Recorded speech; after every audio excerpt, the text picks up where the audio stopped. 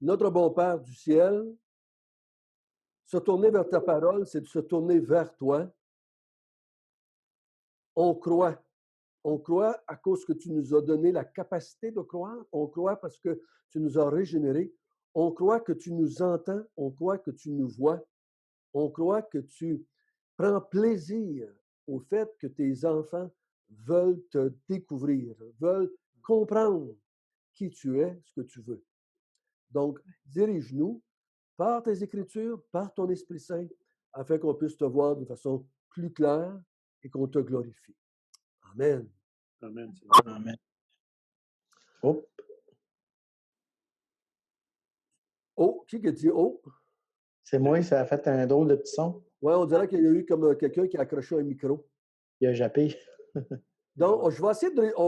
Est-ce qu'on se souvient de la semaine passée? Parce que ce soir, on va continuer et on va voir à partir du verset 26, c'est pourquoi.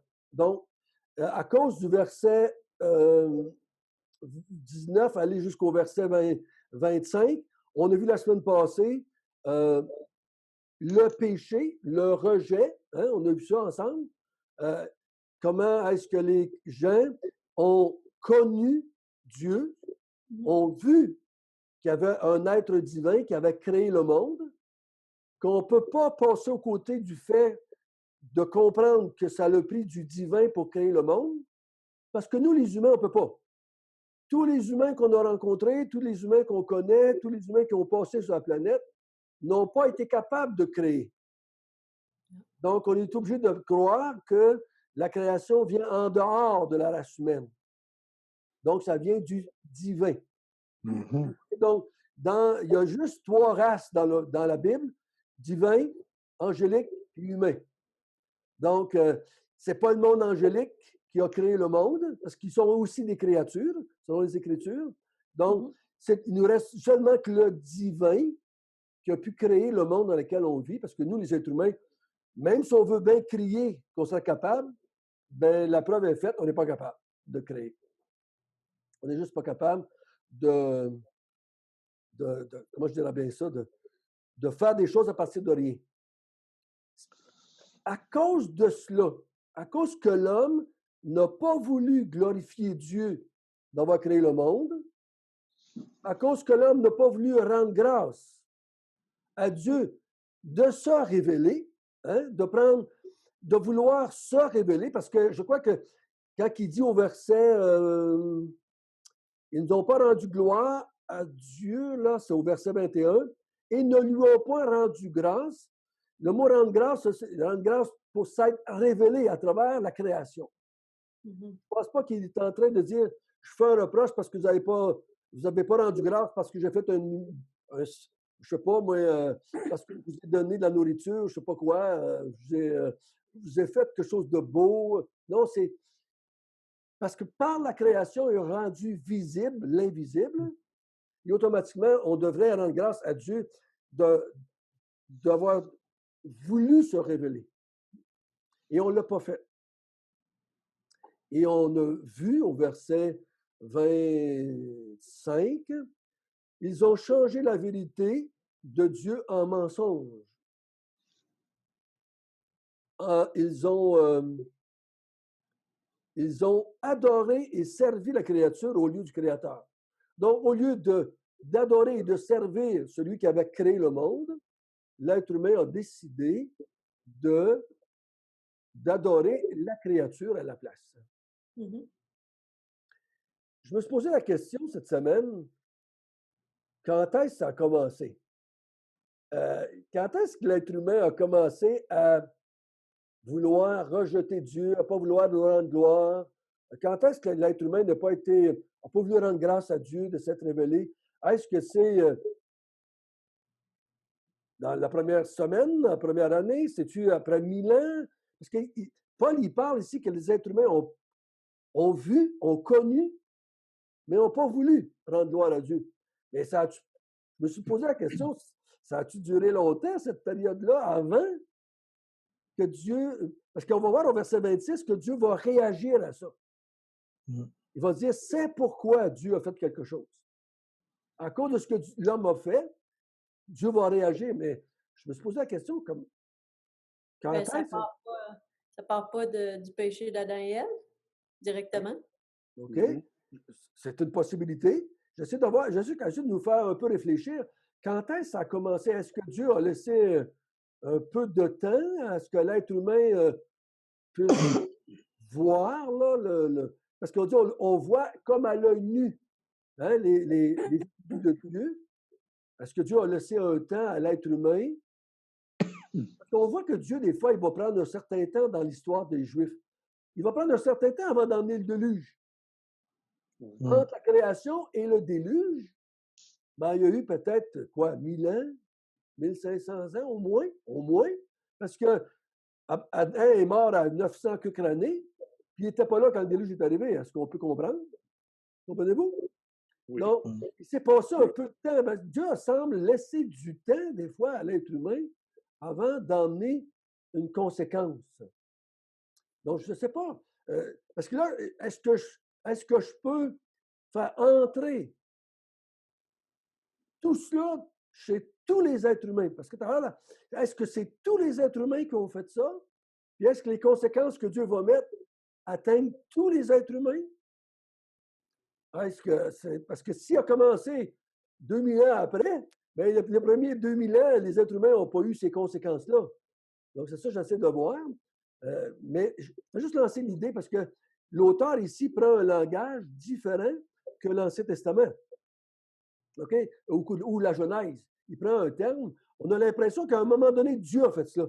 Là, on se dit, mais quand est-ce qu'il l'a fait? Quand est-ce que la colère de Dieu s'est révélée? Ben, quand ça dit, verset 28, « Comme ils ne se sont pas souciés de connaître Dieu, Dieu les a livrés à leur sens réprouvé. » Ça continue, là, pour commettre des choses indignes. Puis ça parle de meurtre. Dans suite, les enfants de Adam et Ève, il y en a un qui a fait un meurtre. C'était déjà là.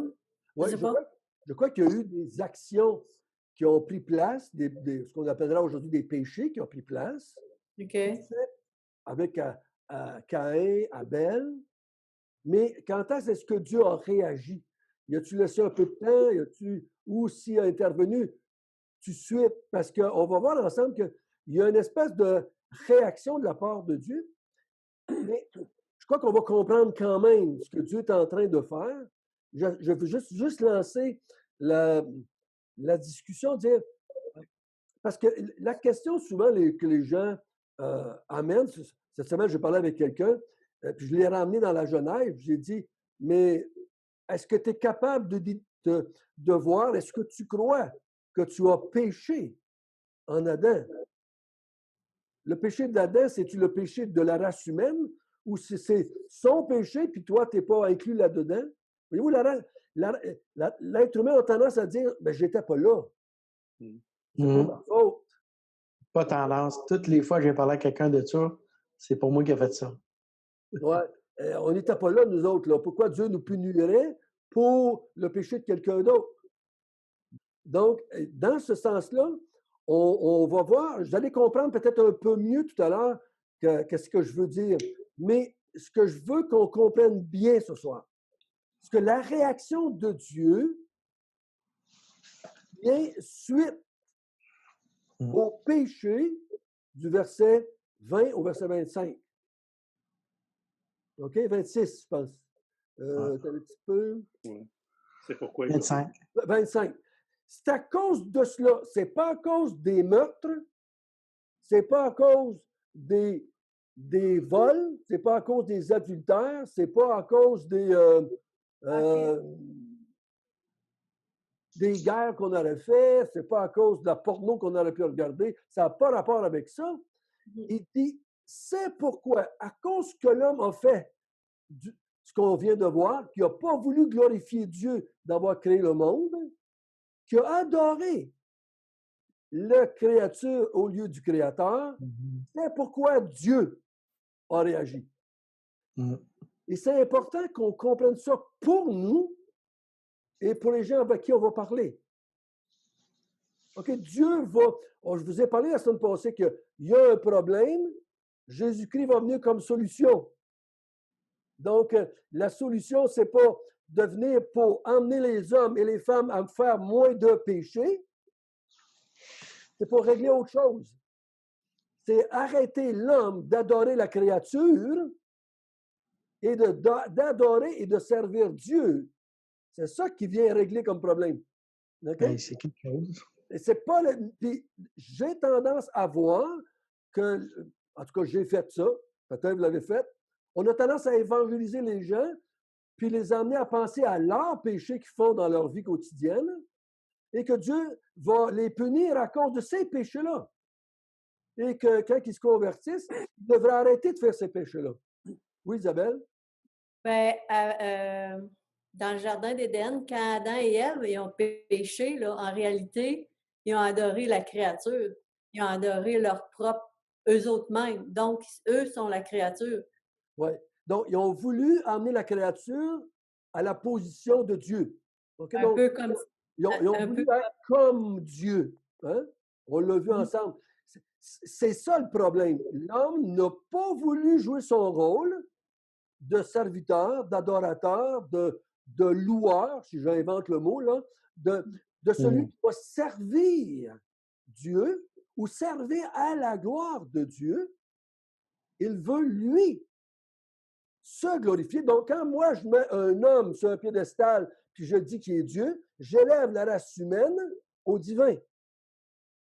Quand je prie un être humain, peu importe comment on l'appelle, saint quelque chose ou sainte quelque chose, quand je prie un être humain ou que je dis qu'un être humain peut ou a des attributs divins, je le glorifie, puis j'en fais un Dieu. J'en fais un Dieu. Une fois, je me suis assis avec quelques femmes qui étaient des catholiques et j'ai essayé de leur faire comprendre qu'ils avaient emmené Marie à la divinité. Mais ils me disaient, non, mais non, on n'a jamais fait ça, on n'a jamais dit que Marie était Dieu. J'ai dit, votre comportement me dit que vous pensez qu'elle est Dieu. Vous pensez qu'elle vous entend tout le temps, partout ce que vous êtes. Donc, elle sera omniprésente. J'ai dit, s'il y a 10 000 ou 100 000 ou 10 millions de personnes qui prient Marie en même temps sur la terre, vous dites qu'elle entend toutes. Donc, elle est omnisciente, omniprésente, omnisciente. Donc, vous lui donnez des attributs divins, vous en faites un être divin. Et ils ont compris. Ils ne se sont pas convertis, mais ils ont compris qu'il donnait à Marie des attributs divins qu'elle n'aurait pas pu lui donner. Donc, il dit, moi, je prie Dieu parce qu'il est toujours présent partout ce que je suis. Il entend tout ce que je dis. Et en même temps, il entend les millions qui prient en même temps parce qu'il est divin. Il entend tout le monde. Et il peut agir. Il peut réagir à ma prière parce qu'il est tout puissant. Marie ne peut pas rien faire. Elle ne peut pas rien faire. La seule chose qu'elle pourrait faire, si elle vous a entendu, c'est demander à Dieu de faire quelque chose. Parce qu'elle ne peut pas rien faire. Elle n'est pas omnipuissante. C'est une créature. C'est une créature. Bon, ça, c'est le péché. Ça, c'est ce que Dieu dit. C'est pourquoi je vais faire de quoi? C'est pourquoi je réagis. Et donc, ça, c'est important qu'on comprenne ça. Donc, c'est... Et là, on va essayer de voir, mais qu'est-ce qui fait là Dieu à partir du verset 26? Parce que le mot dans ma Bible, c'est pourquoi. D'autres Bibles ont à cause de cela, qu'on vient de voir. Par conséquent. Dieu va faire de quoi? Oui, Daniel? Non, juste dit par conséquent. Par conséquent, oui, c'est la même chose. Par conséquent, Dieu a fait. Dans certaines Bibles, si on a toutes des secondes, on a tous le mot. C'est pourquoi Dieu les a livrés. OK? Les nouvelles Bibles, Sommeur, Français courant, les autres Bibles ont Dieu les a abandonnés ou Dieu les a laissés. OK? Ça change le sens. Selon moi, ça change le sens. Mais on va le lire. On va voir le premier pourquoi. À ce soir, on va en voir 3. Il y a 3, c'est pourquoi. Okay. Donc, Dieu va les nommer. Par la bouche de Paul, bien entendu, c'est Paul qui va les dire. Et on va essayer de découvrir qu'est-ce que ça veut dire? Qu'est-ce que Dieu a fait? Et à quoi est-ce qu'il va livrer l'être humain? Et qu'est-ce que ça veut dire pour nous? Quand Dieu a livré... Là, à ce soir, on va essayer de voir à quoi Dieu nous avait livré, nous, les êtres humains, avant d'être croyants. OK? Dieu nous avait livré à quelque chose. On va essayer de comprendre qu'est-ce que c'était, comment est-ce qu'on le percevait, qu'est-ce qu'on a compris, parce que ça va, je vous ai déjà dit dans le passé, si je comprends mal qui j'étais avant de devenir chrétien, je vais comprendre mal c'est quoi un chrétien. Est-ce que vous saisissez ce que je dis là? Peux-tu leur dire? Si je comprends mal qui j'étais avant de devenir chrétien, je vais mal comprendre c'est quoi un chrétien. Parce que Dieu, lui, il prend l'être humain comme il est avant de se convertir, puis il va le transformer. Mais moi, si je ne comprends pas bien ce que j'étais, je vais comprendre mal la transformation et ce que la transformation devrait produire. OK? Donc, c'est important qu'on comprenne bien qui on était avant, ce que Dieu avait fait avant. Quand, comme mettons, Dieu, il dit, si vous mangez de l'arbre, vous allez mourir, il faut bien que je comprenne, ça veut dire quoi être mort? Cette semaine, j'écoutais quelqu'un qui disait, oui, on est mort, mais on est encore capable. OK? Donc, il disait qu'on était mort, mais on est encore capable. On ne définit pas comme pareil l'état de l'homme avant le salut. Donc, ça, là, je l'écoutais un peu plus et ça là, il y avait une définition de la vie chrétienne différente que j'avais. Ça l'influence. Ça l'influence ce que je vais être en tant que chrétien. Donc, c'est si important. C'est pas pour rien que Paul va prendre 3 chapitres pour définir l'état de l'homme, païen et juif, avant de dire la solution que Jésus va apporter. OK? Donc, c'est important qu'on le voit bien. Donc, je vais demander à Patrick, parce que Patrick est en bas dans mon écran, de lire la première, c'est pourquoi. C'est le verset 26, aller jusqu'à... 24. Non, c'est 20... excusez, 24 à 25. 24 et 25. OK. C'est pourquoi Dieu les a livrés à l'impureté selon les convoitises de leur cœur, en sorte qu'ils déshonorent eux-mêmes leur propre corps. Eux qui ont changé la vérité de Dieu en mensonge et qui ont adoré et servi la créature au lieu du Créateur, qui est béni éternellement. Amen. OK. Praise the Lord. Donc, il dit, c'est pourquoi Dieu les a livrés. Le mot « les », là, ça représente la gang du verset 20 à 23, hein, jusqu'à 23. Ça représente la gang qui n'ont pas voulu connaître, qui n'ont pas voulu glorifier Dieu, qui n'ont pas voulu lui rendre grâce, qui ont adoré la créature au lieu du Créateur, qui ont fait des images, qui ont corrompu la vérité de Dieu en mensonge, en adorant la créature ou les reptiles ou, en tout cas, hein, ce qu'on a vu. Donc, le lait, là, c'est ces gens-là. Donc, si je ne me vois pas dans le verset, jusqu'au verset 23, je ne peux pas me voir dans le verset 24, dans le lait. Mais si je me vois dans le lait, c'est-à-dire partie de ces gens-là, donc Dieu a livré. Le mot livré, là, quand je dis que... comment vous voyez ça? Ou comment vous voyez la différence entre Dieu, dans les autres Bibles, Dieu a abandonné, ou Dieu a laissé. Dieu les a laissés à l'impureté. Oui, Daniel? Ben, dans ma tête, livré, c'est plus comme on le prend, puis on le met là. Il y a une action reliée avec ça, je trouve. Okay. Livré. Donc, il y a une action de la part de Dieu. OK? Oui. On va... Tandis que je trouve que l'autre terme employé, là, abandonner, c'est comme on le laisse aller, on ne fait rien. OK. C'est comme un peu différent, je trouve, là, mais peut-être que je me trompe. Non, je crois que c'est différent. C'est différent. C'est le même terme ici qui est employé quand Paul va parler que Dieu a livré Jésus à la mort. Il ne l'a pas abandonné. Il a fait une action. Il a emmené Jésus et c'est comme s'il l'aurait poussé vers la mort. Quand il a dit « va vers », il l'a envoyé vers. il l'a livré à quelqu'un ou à quelque chose. C'est le même mot qu'on voit dans l'Évangile quand il dit, Jésus parle puis il dit qu'il va livrer celui qui n'a pas voulu pardonner, il l'a livré au bourreau. C'est pas quelque chose de passif. Il a pris celui qui n'a pas voulu pardonner, puis il l'a donné à quelqu'un d'autre. Donc, il y a une action très engagée de la personne. Dieu prend la personne puis il le livre à quelqu'un d'autre. Paul va dire ailleurs qu'il soit livré à Satan dans Corinthiens 5. C'est le même terme, là, c'est le même mot dans l'original. C'est une action de prendre quelque chose ou quelqu'un et le donner à quelque chose d'autre ou à quelqu'un d'autre.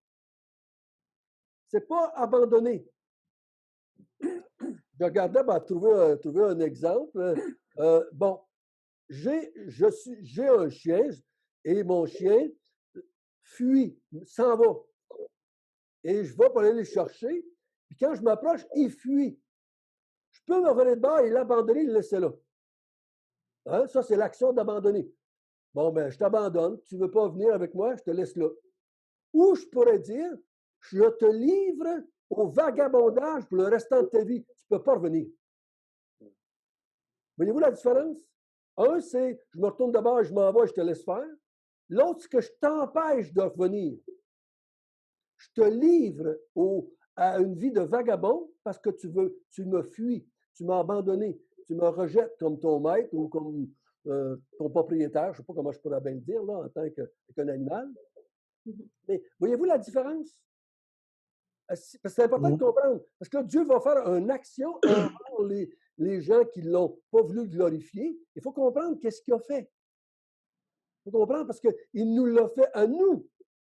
Parce qu'il l'a fait à moi, hein, parce que j'étais un homme qui ne glorifiait pas Dieu avant, ne rendait pas grâce à Dieu avant ma conversion. Tu refusais de donner de gloire à Dieu. Ah oui, puis de rendre grâce. En plus, je le blasphémais et je l'accusais de tous les malheurs. J'étais loin de le glorifier, je l'injuriais en parole parce que je disais c'est à sa faute, c'est la mal, c'est lui qui est responsable. Donc, j'étais complètement contraire. Okay? Donc, mes actions démontraient que je rejetais Dieu carrément, totalement. Donc, mais ce n'est pas tout le monde qui est allé, on pourrait dire, qui a verbalisé sa colère contre Dieu comme je l'ai fait en parole, en action. J'ai quitté les églises, j'ai rejeté Dieu, j'ai tout abandonné ça. Mes paroles manifestaient que j'étais un anti-Dieu. Okay? J'étais un anti-religion, un anti-Dieu. Ce n'est pas tout le monde qui va à cet extrême-là, dans le sens qu'il va le verbaliser de la même manière. Mais est-ce que Dieu, si Daniel le fait différent de moi, ou Isabelle le fait différent que moi et Daniel, est-ce que Dieu va livrer aussi Isabelle? Okay? Est-ce qu'il nous a livré les 5, même si on n'a pas exprimé de la même façon notre rejet de Dieu? Donc, j'étais en train d'expliquer, et on va commencer. Le mot livré à, ça va être 3 fois. Donc, le mot livré, si je livre à la mort, ou je livre au bourreau, ou si je livre à l'impureté, comme on vient de voir, tout à l'heure, ça va être, je l'ai livré à des passions, livré au leur sens éprouvé. On le livre à quelque chose, et il faut qu'on puisse discuter un petit peu là. Est-ce qu'il y a un moyen de retour ou si le mot livré veut dire qu'il n'y a pas de retour? OK? Que si moi je te livre à la mort, tu ne peux pas sortir de la mort. Si je te livre au bourreau, est-ce que tu peux sortir? OK? Comment vous voyez ça? Oui, Mathieu? Je pense que si Dieu nous livre à quelque chose, il y a juste lui qui peut nous en délivrer. Donc, nous, on est pris dans cet état-là. C'est sûr à 100%, à moins que lui nous en délivre. OK. Je crois que tu as pleinement raison, Mathieu. Tu n'es pas trop fatigué. Ton raisonnement est bon. Donc, si quand Dieu livre quelqu'un à quelque chose, il n'y a pas de possibilité que la personne s'en sorte, à moins que Dieu intervienne. C'est là que Jésus va intervenir pour nous sortir de cela. OK? Nous, on est livrés à. Ça veut dire qu'on ne peut pas, par nous-mêmes, sortir de la situation que Dieu nous a mis. c'est ce que Paul va dire dans le Romains 8.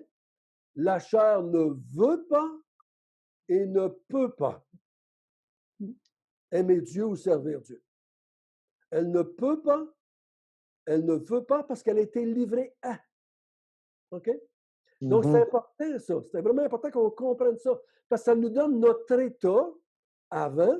Ça va nous aider à comprendre chapitre 9, 10, où ce qu'on va parler d'élection. On va parler le choix de Dieu avant qu'on vienne au monde. On va voir ces choses-là.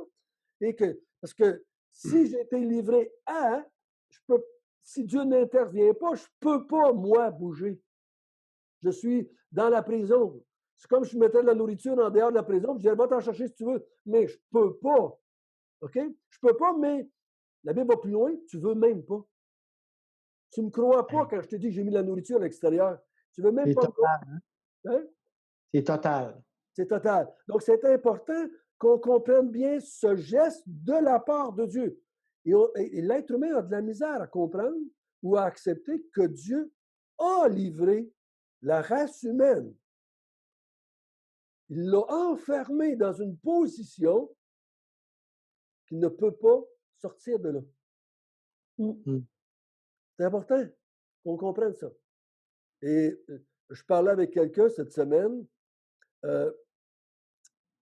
J'ai dit, tu te rends peut-être pas compte que tu as voulu être comme Dieu. Elle a dit non. Je me semble que je n'ai jamais voulu être comme Dieu. Donc, j'ai dit, je vais essayer de te faire comprendre.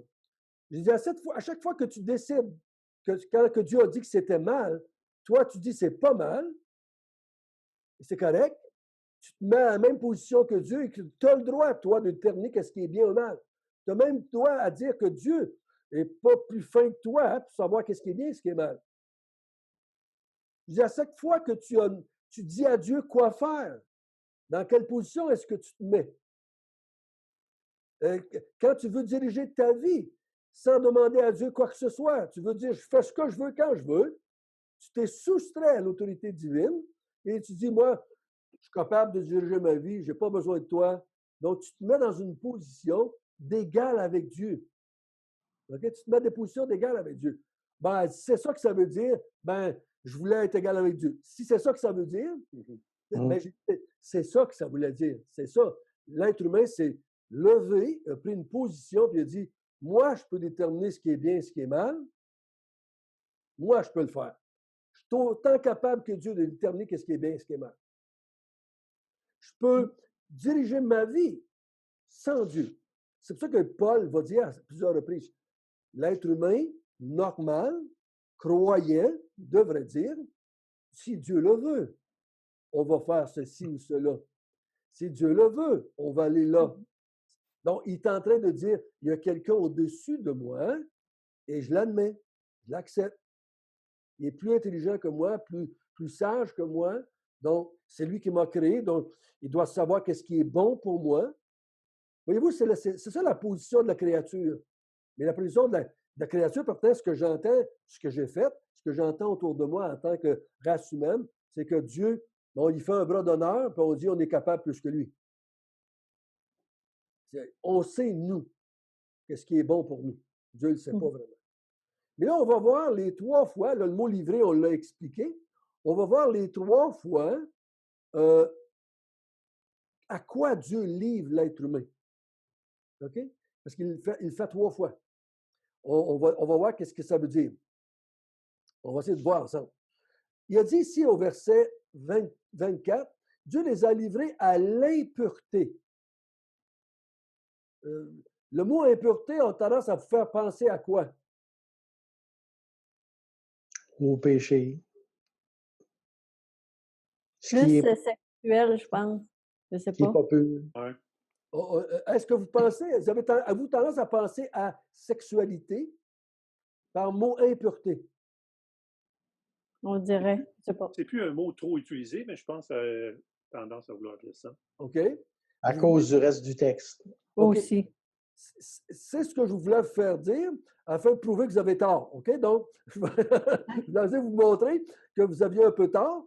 Puis, c'est bien correct parce que à matin, quand j'ai fait de la recherche de mots, pas matin, hier, j'ai dit, est-ce que Paul me parle vraiment d'impureté ou s'il y a une autre idée?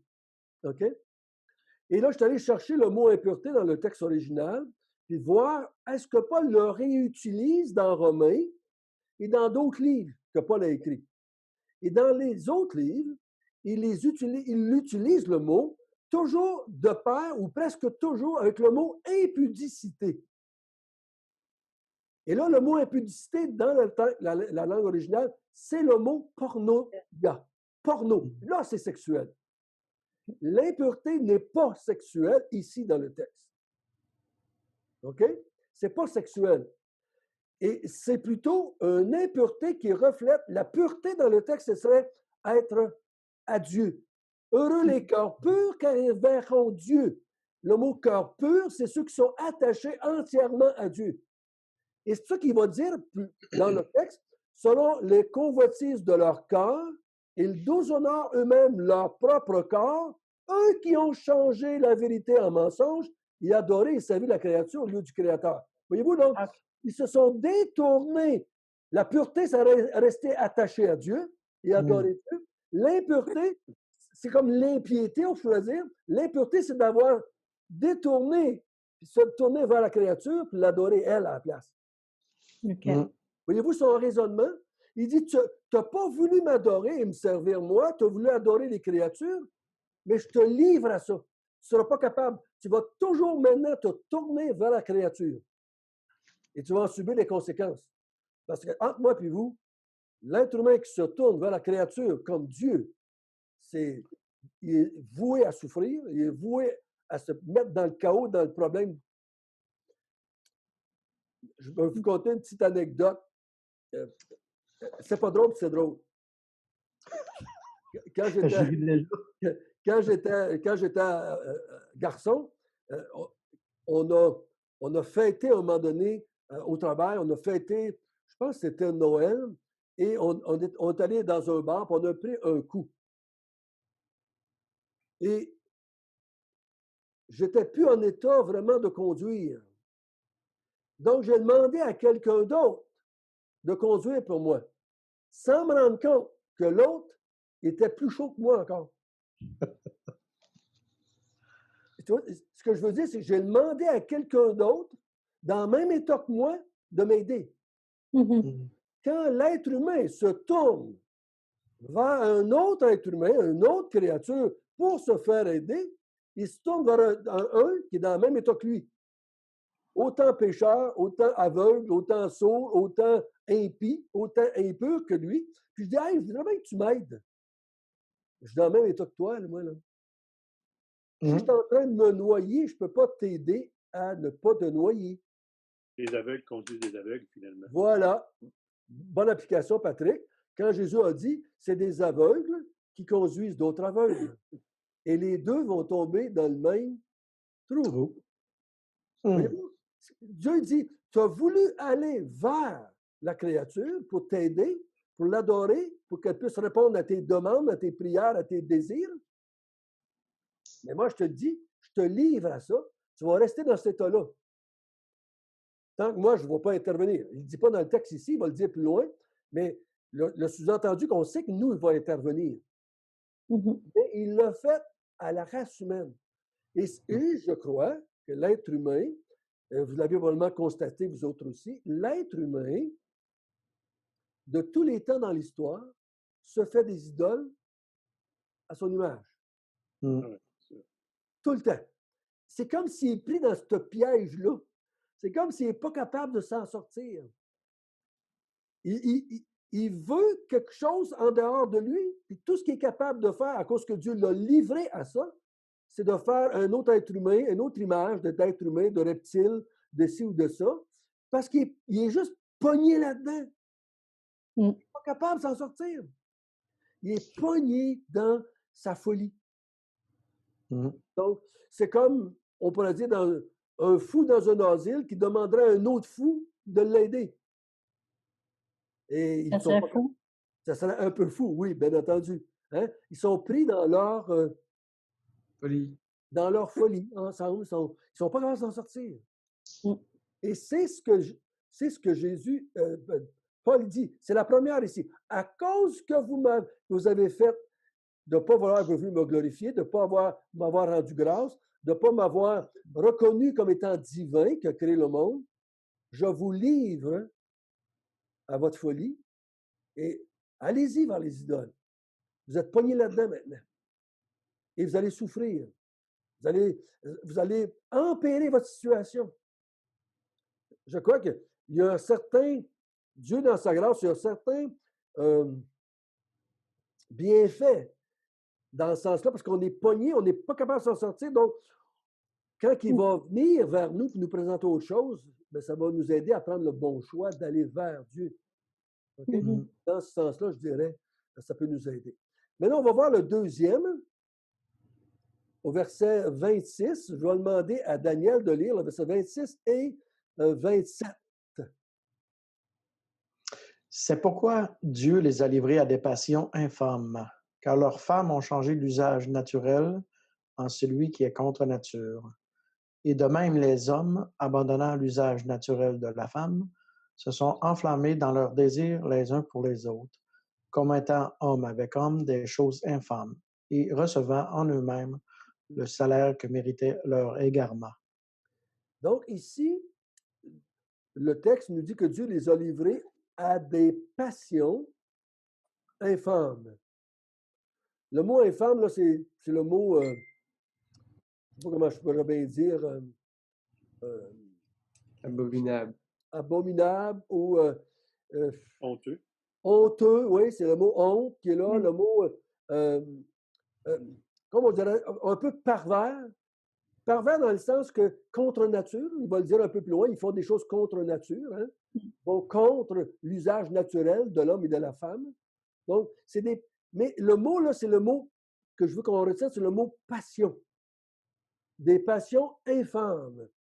L'homme a des désirs, ou la femme aussi, bien entendu, l'homme a des désirs ou des passions qui ne sont pas, selon ce que Dieu a créé, contre nature, qui sont honteuses, qui sont infâmes. Et Dieu dit, je vais te laisser, je vais te livrer à ces passions-là. Tu vas en être esclave. Mm-hmm. Tu vas en être pogné. Tu n'es plus capable de t'en sortir. On va le voir un peu plus loin si on a le temps sur l'endroit. Tu vas même vouloir justifier ces passions-là, dire que c'est correct. Mm-hmm. Tu vas être pogné dedans pareil. Oui, Daniel? Est-ce que c'est parce qu'un peu plus haut, on a dit que c'était pas impudicité, c'était quoi le mot? Impureté. Impureté. Mais là, ici, dans ce bout de texte-là, ça sonne sexuel un peu, mais... Ouais. Mais moi, je pense que donner un exemple de passion infâme. OK. C'est pas juste cette passion-là. Mm. Mais l'homme a des désirs qui sont infâmes. Là, il a nommé un, OK, qui va être évident pour tout le monde. C'est un désir qui est contre nature. Tu ne pourras pas comme aller contre cette pensée-là. C'est contre nature. Femme avec femme, homme avec homme, c'est contre nature et tout le monde est capable de le saisir. OK? Ça serait comme contre nature aussi de tuer son semblable. Et là, on pourrait commencer à argumenter, mais oui, s'il voulait me tuer, ça fait-tu quoi? Tu sais, là, on pourrait justifier, vouloir justifier. Mais là, il a pris un exemple qui dit, vous allez comprendre qu'est-ce que je veux dire. Je vous ai créé avec des passions pures, des passions naturelles, et vous êtes allé contre nature, mais je vous livre à ça. Ces passions-là que vous avez, ces folies-là que vous avez dans votre cœur, qui vous poussent à faire des décisions qui sont contre nature. Exemple. Ou bien, je vous demande, avez-vous d'autres exemples? Des passions qui seraient contre nature. Mettons, on va en nommer qu'on peut comprendre aussi. Manger en s'en rendre malade. Ouais. OK? Un exemple. Ça va Je pas. n'avais pas osé la dire, celle-là. Hein? Je n'avais pas osé la dire, celle-là. Donc, l'être humain peut se rendre malade. Vous avez probablement entendu parler des orgies romaines où est-ce qu'on mangeait pendant des jours et on faisait des orgies romaines, on s'en rendait malade. Mm-hmm. On pourrait nommer la bestialité, le rapport sexuel avec les animaux. C'est contre nature aussi. OK? Donc, c'est des passions qui sont infâmes, qui ne sont pas selon ce que Dieu voulait. Et l'être humain, Dieu dit, je te livre à ça. Tu vas en souffrir, tu vas en pleurer, tu vas en avoir honte, tu vas te cacher. C'est pour ça, si longtemps, on se cache, on se sent coupable quand on le fait, parce que c'est contre nature. La pédophilie aussi? Oui, la même affaire. C'est toutes des choses qui sont contre nature. Et c'est des choses que... Moi, j'appelle ça, ce qu'on appelle, là, des fois, on va entendre les psychologues ou les gens en général ou les personnes vas-y selon ton cœur. Écoute tes désirs. Fais ce qui te plaît. Ces passions-là qu'on a, qui sont contre nature, on est pogné dedans. Combien de fois on a voulu prendre des bonnes résolutions pour quitter ces passions-là, qu'on sait qu'ils nous font du tort, on n'arrive pas à les abandonner.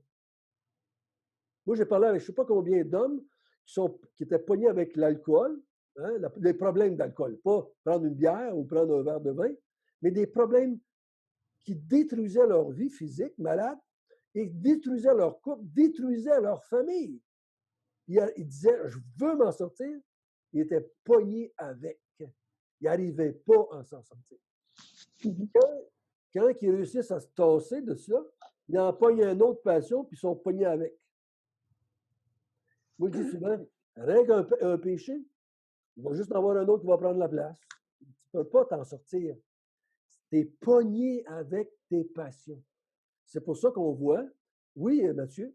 Est-ce que les chrétiens, les chrétiens sont délivrés de ces passions infâmes-là que tu parles, exemple? Dieu va nous délivrer, pas d'une façon totale, ultimement totale à la résurrection, quand on va être glorifié avec lui. Pendant un moment, là, présentement, là, je te dirais, là, je vais résumer pour pas qu'on s'éloigne trop là-dedans, on va revenir plus loin dans Romains. Il va nous donner de comprendre que c'est des passions infâmes, que c'est pas ce que Dieu voulait.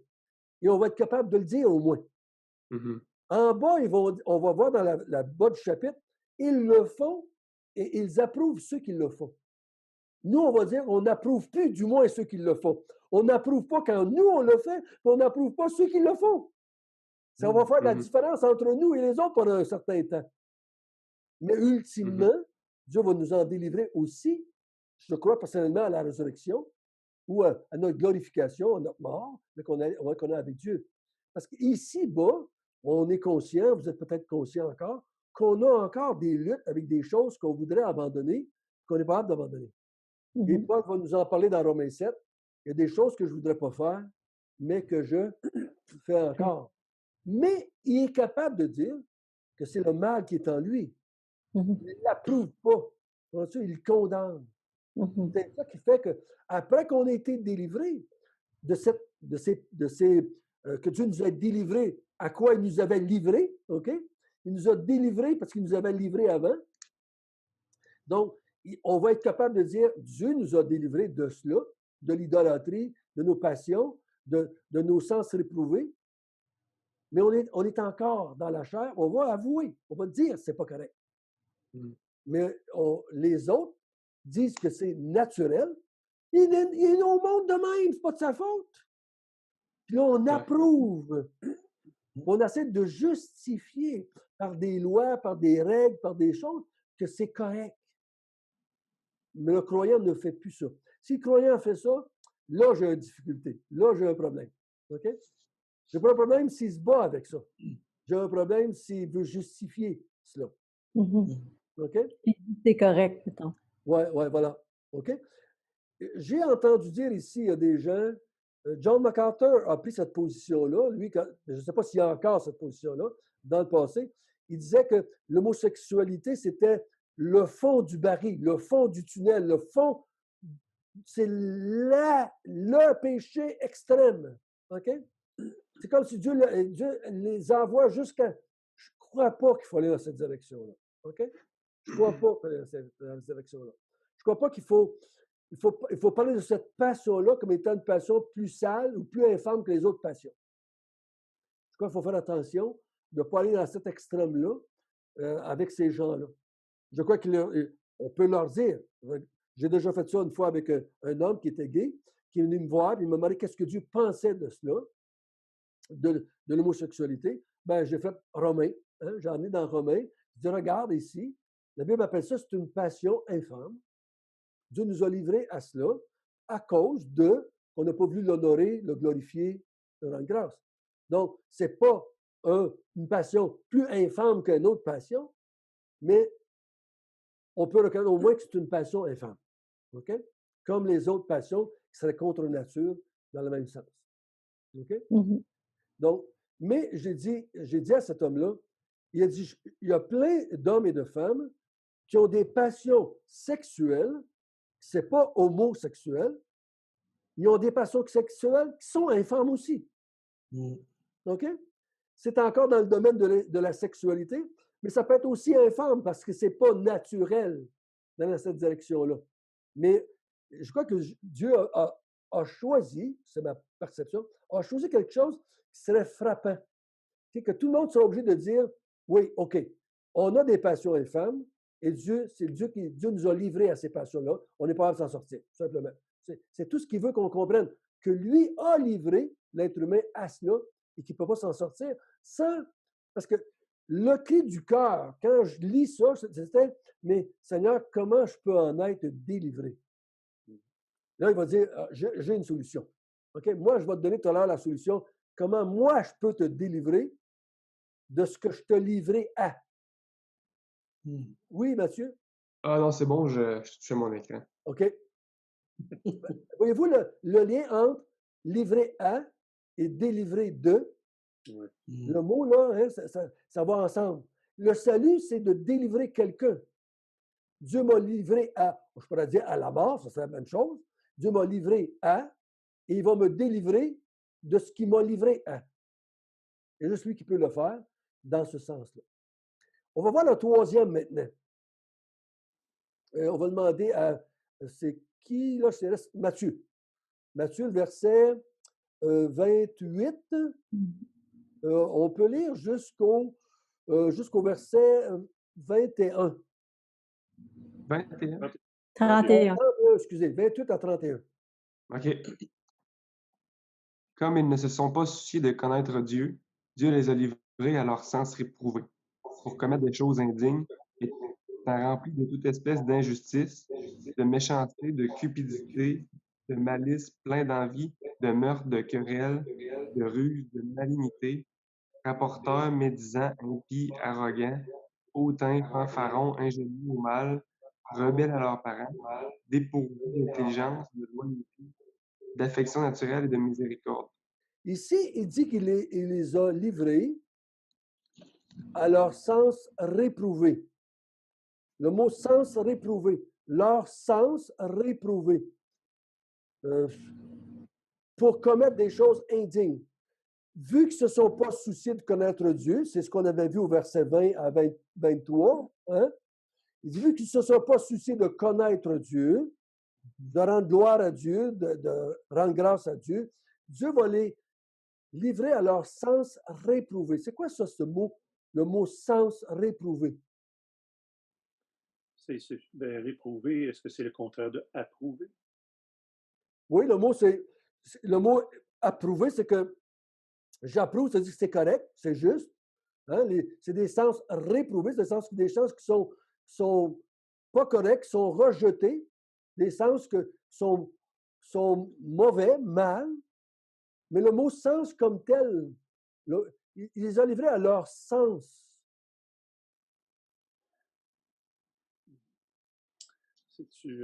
Les cinq sens, non? Oui, je sais pas. Quand je regarde... Isabelle, as-tu quelque chose que tu veux rajouter? Non, non. OK. Quand je regarde ce qui arrive comme conséquence, Ouais. L'injustice, la méchanceté, la cupidité, la malice, l'envie, le meurtre, je ne suis plus capable, le mot sens, là, c'est ma capacité de voir les choses comme il faut. de faire le focus moral sur ce qui est bien et mal. Autant avec tout mon être. Le mot sens, là, c'est, je pourrais dire, leur cœur tordu, leur cœur, c'est mon être intérieur. Le mot sens, là, c'est pas juste l'ouïe, OK? Puis l'œil ou le nez, c'est mon être intérieur. L'intelligence, comme? Oui, l'intelligence, ça fait partie de mon être intérieur. C'est comme si mon être est plus capable d'analyser ce qui est autour de moi. Je suis plus capable de faire la différence entre ce qui est bien et mal. Je fais des meurtres, je dis c'est correct. Je fais l'adultère, je dis c'est correct. Je fais toutes sortes de choses, puis je vais plus capable de voir la différence. Puis tantôt, tu as dit réprouver, ça voulait dire? Le mot, c'est, on pourrait dire désapprouvé, qui n'est pas approuvé par Dieu, qui n'est pas accepté par Dieu, qui n'est pas jeté par Dieu. OK? Mais le mot sens, là, c'est ce que j'ai regardé dans les autres places que Paul va utiliser le même mot. Il parle de l'être intérieur. Ma capacité intérieure de regarder le monde extérieur. C'est comme si je regarde le monde extérieur de mon intérieur. Ce serait un peu la même idée que Jésus a dit, c'est du cœur que viennent les mauvaises pensées, les meurtres, les jalousies, tout cela. C'est de mon être intérieur, il est défectueux, et Dieu dit, je te livre à ça. À partir de maintenant, tu ne pourras pas t'en sortir, tu vas te tourner vers ton être intérieur pour avoir des réponses, tu ne seras pas capable. Ça n'a plus de bon sens. Ça peut avoir du bon sens. Ouais, quand on parle de bon sens, on passe de notre être intérieur. Ça fait dire c'est intelligent dans le sens que ça a une certaine valeur, ça fait du sens. Ou des fois, c'est hors du sens, hors sens. Là. Donc, je me suis tourné vers mon être intérieur. Là, tout le New Age qui dit va vers l'intérieur. Il y a en toi du bon. Va chercher en toi l'énergie. Va en dedans de toi pour trouver la capacité de t'en sortir. Dieu dit, plus tu tournes vers toi, plus ça va te causer des soucis, plus ça va te causer des problèmes, plus ça va te causer des malheurs, des souffrances. Mais je te livre à ça. Tu vas être prisonnier de toi-même avec toutes tes décisions que tu vas faire. Au lieu de te tourner vers moi, tu te tournes vers toi-même et tu te prends pour Dieu. Tu vas vers toi pour trouver les solutions. Je crois que c'est pour ça que Dieu va dire dans l'Ancien Testament, maudit soit l'homme confie en l'homme. Qui se confie dans l'homme. Et dans le même texte, il va dire, le cœur de l'être humain est tortueux par-dessus tout. Qui peut y faire confiance? Il dit, puis là, il dit, à cause de cela, maudit sois-tu, tu vas être maudit si tu te confies dans l'homme parce que l'homme a un cœur tordu. Et donc, si tu tournes vers ça, t'es mal pris, là.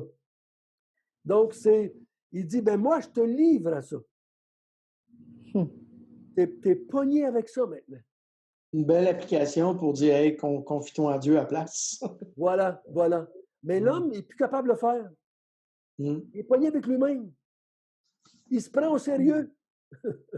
Il croit que la solution est en lui. Moi, je l'entends de plus en plus là, dans les médias, un peu partout. On appelle la race humaine à se retourner vers l'intérieur pour trouver la solution aux problèmes extérieurs, à la société, à l'extérieur de lui. Tu as tout ce que tu as besoin dans toi. Vas-y, mon chum. OK? Tu es capable. Tu as toute l'énergie, toute la capacité. Je me dis, boy, ça veut dire qu'on est en train de dire que l'intérieur est correct. Tu peux te fier à tes sens réprouvés. Tu peux te fier à tes passions infâmes. Tu peux te fier à ton corps impur.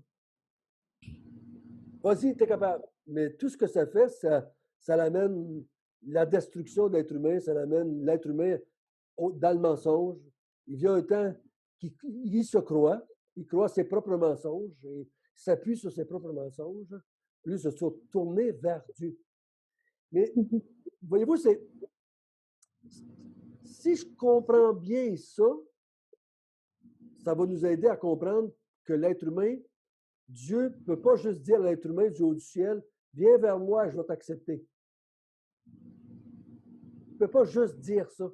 Il va le dire, mais il va faire autre chose aussi en même temps. Parce qu'il sait que l'être humain n'est pas capable de répondre. Parce qu'il lui-même l'a livré à. Et là, le verset 32, là, c'est qui n'a pas lu encore? Isabelle. Isabelle, vas-y donc, Isabelle. Eh bien, qu'ils connaissent le jugement de Dieu, déclarant dignes de mort ceux qui commettent de telles choses. Non seulement ils les font, mais ils approuvent ceux qui les font. OK. Ils connaissent le jugement de Dieu. Hein? Comment est-ce que vous comprenez? L'être humain sait que ces choses-là, c'est digne de mort. Ils connaissent le jugement de Dieu. Comment vous comprenez ça? Que l'être humain connaît le jugement de Dieu comme étant digne de mort ceux qui font de telles choses. Ceux qui font l'idolâtrie, ceux qui font aussi, tous ceux qui se fient à leur passion, ils savent que Dieu est contre ça, mais pourtant, ils n'en tiennent pas compte. Comment est-ce que l'être humain peut savoir ça? Mathieu, as-tu une idée?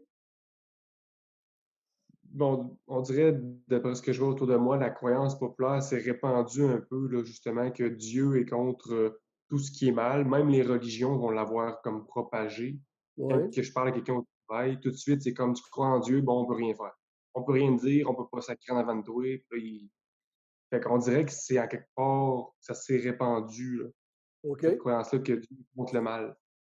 Et les autres, ils sont le fait que Dieu est contre le geste qu'ils font. Leur religion, ils ne leur disent pas que Dieu est contre eux et qu'ils sont sous la mort, ils sont dignes de mort. Les religions vont dire, ce que tu fais, c'est mal, mais si tu décides de faire le bien, tu peux, là, Dieu va t'accepter. OK? Donc, c'est pas si fort que Dieu le dirait. Les religions disent, c'est pas correct ce que tu fais, mais Dieu n'est pas vraiment contre toi. Si tu décides de te virer de bord, ça va être correct. Mais, Patrick? Le seul endroit que je vois où est-ce que c'est que Dieu dit qu'il condamne à mort, qu'il appelle les gens abominables, c'est dans sa parole. C'est pas ma conscience qui me dit que ma conscience peut être obscurcie, ma conscience peut m'accuser un peu, mais elle ne me parle pas nécessairement de Dieu. Donc, c'est vraiment les Écritures. OK. Oui, dans les Écritures, je vais voir que Dieu déclare digne de mort ceux qui font de telles choses. Mais on va falloir aller un peu plus loin, Patrick, parce qu'il va dire qu'il va inclure tout à l'heure ceux qui n'ont pas les Écritures, ceux qui n'ont pas la loi.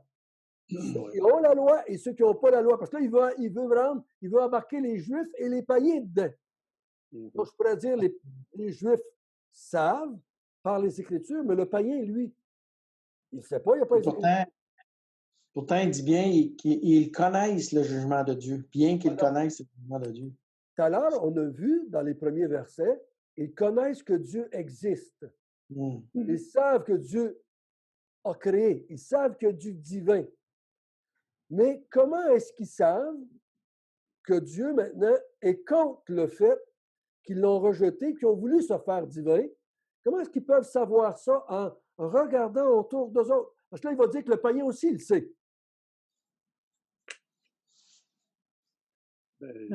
Si on regarde autour de nous, c'est là que tu veux nous emmener, la nature, là, je veux dire, mâle, femelle, il y a des choses qui sont normales, qui sont naturelles.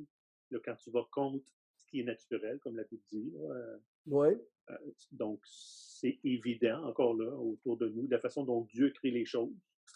OK, donc, la question, c'est que ma question est peut-être un peu plus, c'est sur la conséquence. Ils savent que Dieu est contre, mais ils savent la conséquence. OK. OK? Ils savent la conséquence. La conséquence que Dieu met sur homme avec homme, femme avec femme. Et là, je peux la nommer toutes les autres, les meurtriers, les querelleurs, les dépourvus d'intelligence, les médisants, les impies, les arrogants. Ils savent le jugement de Dieu sur ces choses-là. Ils connaissent que Dieu a déclaré digne de mort cela. Comment peuvent-ils savoir cela? Est-ce que c'est parce qu'ils voient justement autour d'eux justement la mort, la maladie, que ça va pas bien, autrement dit, dans le monde, là? Voilà. Donc, la mort est la preuve que Dieu est contre ce qu'on a fait. La mort, on la côtoie tous les jours. Mathieu. Ouais. Mathieu est allumé à soir. Il a pogné le 220 peut-être en travaillant. Il a pogné le courant aujourd'hui. Donc, Dieu, en regardant autour de moi, je vois la mort. Je vois la mort. Je vois les gens qui vivent autour de moi. Puis on dit souvent, la chose la plus sûre quand on vient au monde, c'est qu'on va mourir. OK? OK, le jugement de Dieu, la mort. La mort. La mort, il la voit. Il la voit chez les animaux, il la voit sur les arbres, il la voit sur l'être humain. Ça fait du sens. Ils disent, et puis ils vont le voir comme, ils vont voir que le déluge, ils vont voir dans l'histoire, parce que Dieu va parler à travers l'histoire, il va dire des choses, ils vont voir que Dieu, dignement, parce que Dieu amène le déluge quand il parle, OK? Dieu amène Sodome et Gomorrhe quand il y a l'homosexualité dans la ville de Sodome et Gomorrhe. Donc, ils savent que Dieu est contre ça. OK? Caïn, il sait que Dieu est contre ça. Il va fuir, puis il va se plaindre. Il sait que Dieu est contre le geste qu'il a fait de tuer Abel. Il voit cela. Oui. C'est un peu la même idée si on va un petit peu plus haut, là, quand il dit recevant en eux-mêmes le salaire que méritait leur regardement. Oui. Donc, il voit que Dieu met des conséquences au fait qu'ils se sont éloignés de lui. Celui qui a créé le monde, qui voulait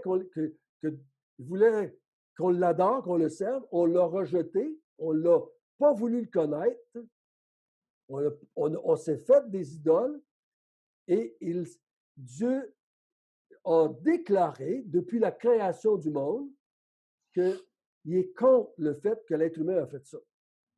Il l'a dit, on l'a vu, on l'a... j'ai parlé avec un médecin il y a quelques années et il dit, on ne comprend pas pourquoi l'être humain meurt. Le corps humain est fait pour survivre, continuer à vivre.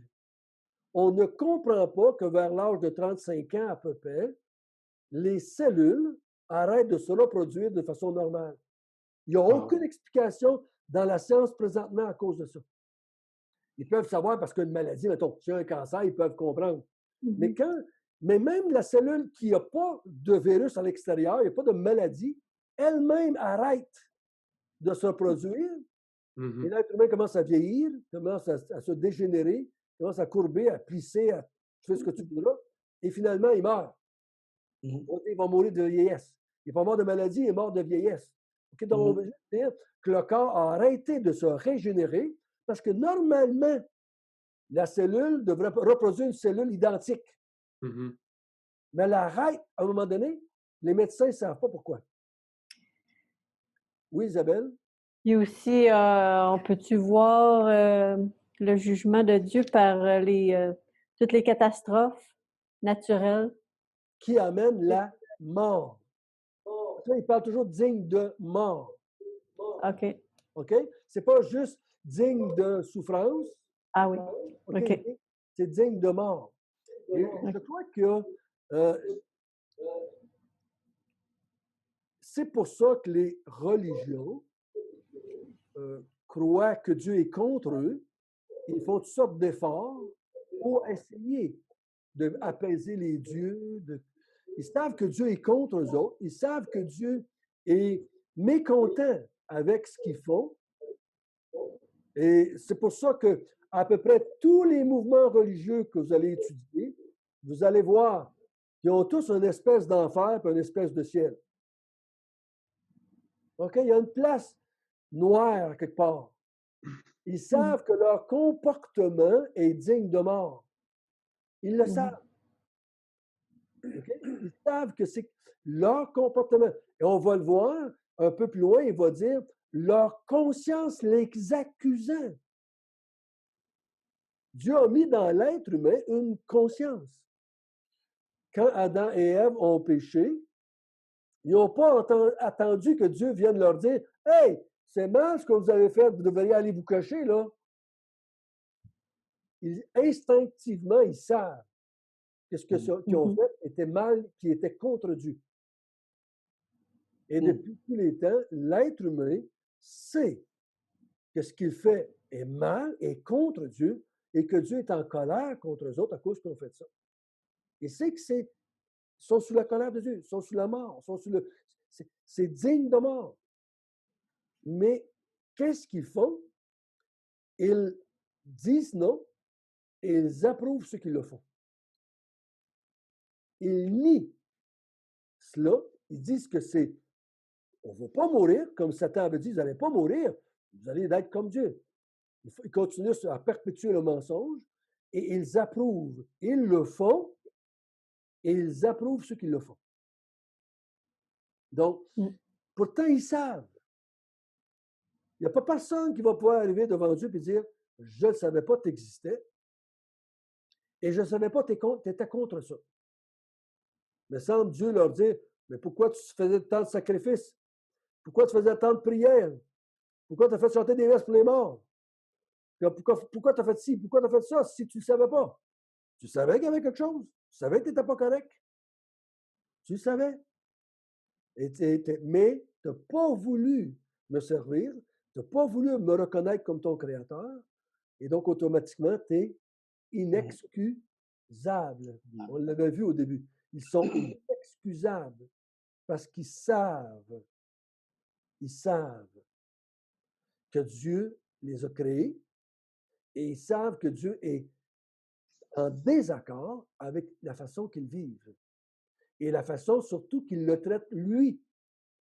Le fait qu'ils n'ont pas voulu l'adorer, le glorifier, le servir et qu'ils se sont élevés eux-mêmes, élevés la race humaine à la position divine en se faisant des idoles d'êtres humains et qu'on attribue à l'être humain des capacités divines.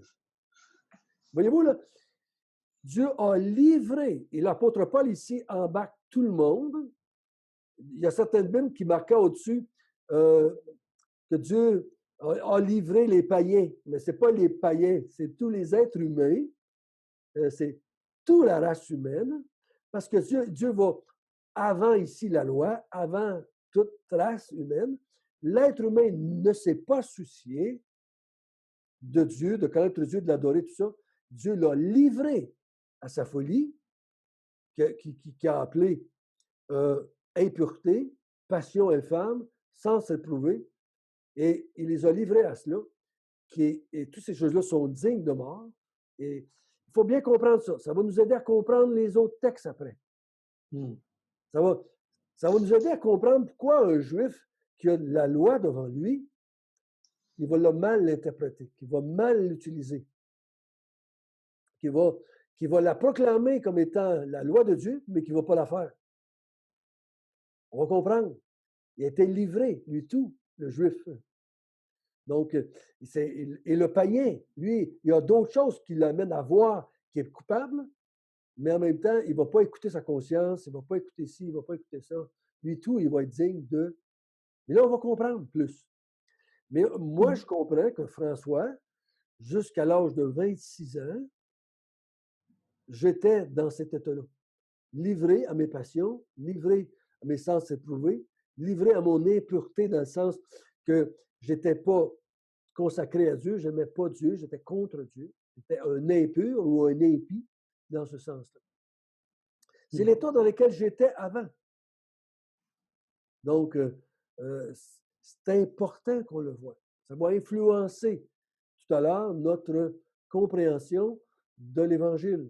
Qu'est-ce que l'Évangile vient changer en moi?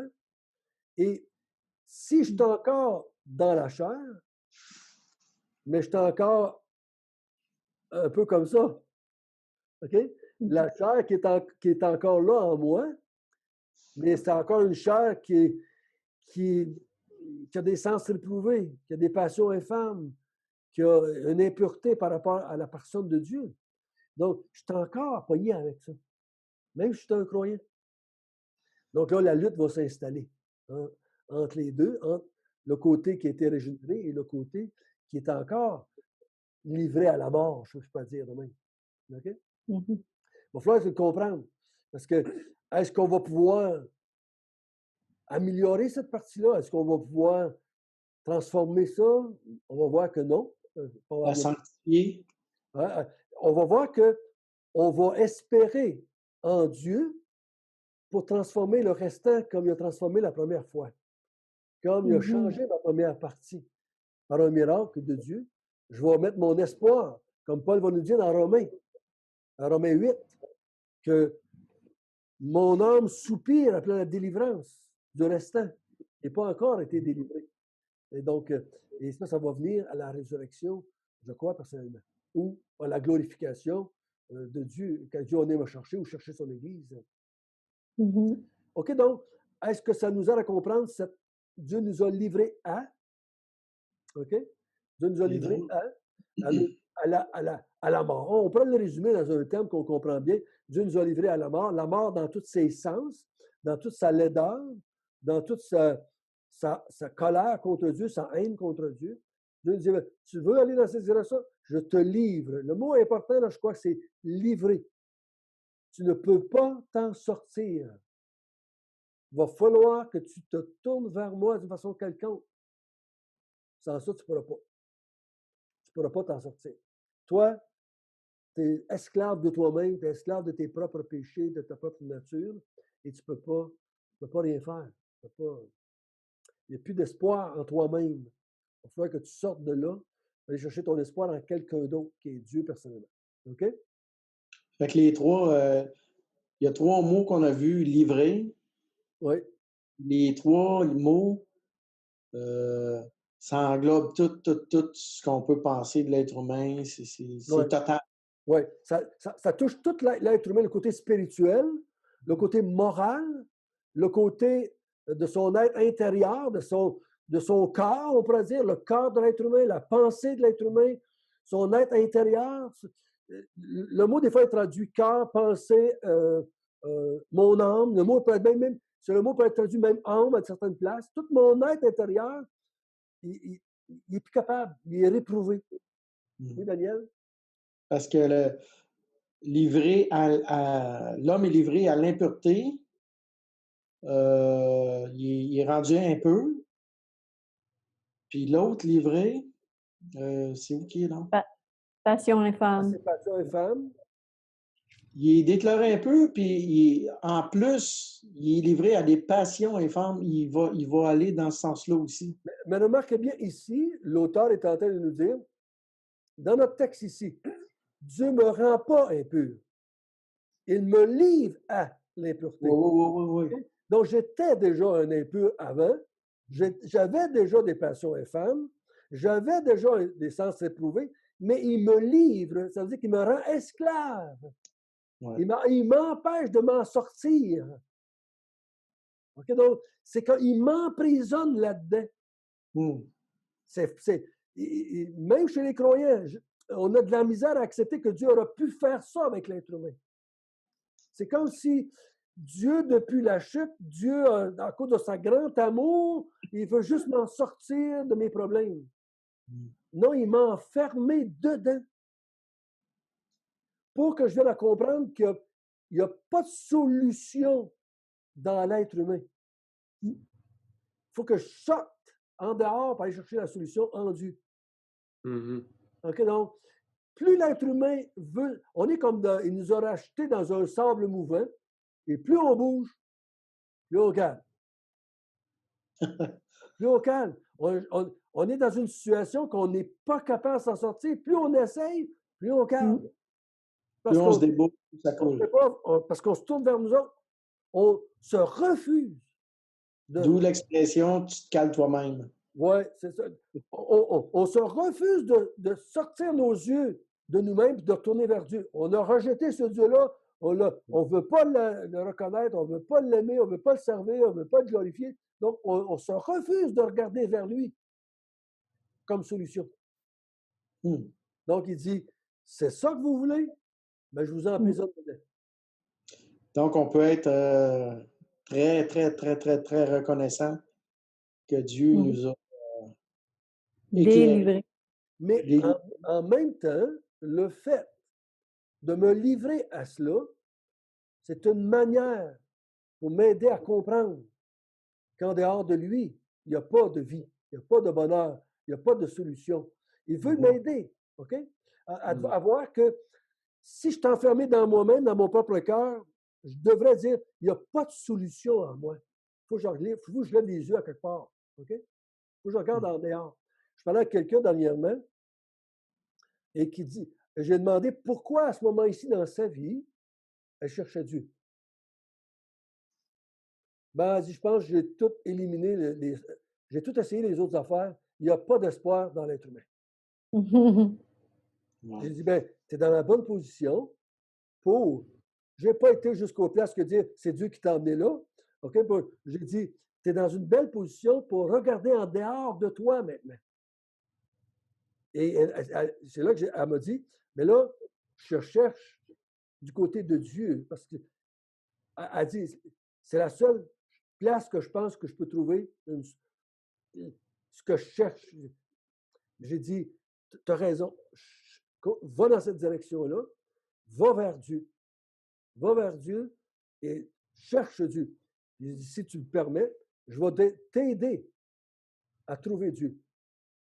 Parce que tu ne peux pas le trouver comme tu veux. Il faut que tu le trouves de la façon qu'il veut être trouvé. Okay? Il nous a dit comment il voulait être trouvé. Tu ne peux pas le trouver en regardant une boule de cristal, mettons. Okay? Je vais te donner quelques idées. Comment le trouver? Par les Écritures, en ce moment-ci, dans notre temps, nous autres. Donc, sa souffrance, le fait d'être emprisonné là-dedans, de ne pas voir de ressources dans l'être humain, elle va en dehors de la boîte. Hein? Elle pense en dehors de la boîte, comme on dit des fois. Donc, c'est une bénédiction. La malédiction que Dieu a mise sur nous, ça devient une bénédiction. Comme la souffrance devient une bénédiction si on l'utilise bien. Okay? Si elle nous pousse vers Dieu, c'est quasiment une bénédiction. Elle nous pousse vers Dieu, la souffrance. Je ne crois pas que Dieu nous fait souffrir juste par plaisir de nous faire souffrir. Il y a une raison. Et la raison, c'est toujours sa propre gloire. Ce n'est pas pour rien qu'il nous a livrés à. C'est encore, pour la même raison, sa propre gloire. Okay? Ceux qui vont rester enfermés dedans, ben, ça va glorifier Dieu parce que Dieu est démontré qu'il est juste, qu'il est saint. Et ceux qui vont s'en sortir vont montrer la compassion, la miséricorde, le pardon de Dieu dans ce sens-là. OK? OK, on va arrêter là. Il est déjà 8h30 et on va terminer dans la prière, si vous voulez bien. Et je vais demander à Daniel s'il voudrait prier. Seigneur, quelle bénédiction d'apprendre à te connaître, d'apprendre à saisir ce que tu dis, ce que tu nous dis,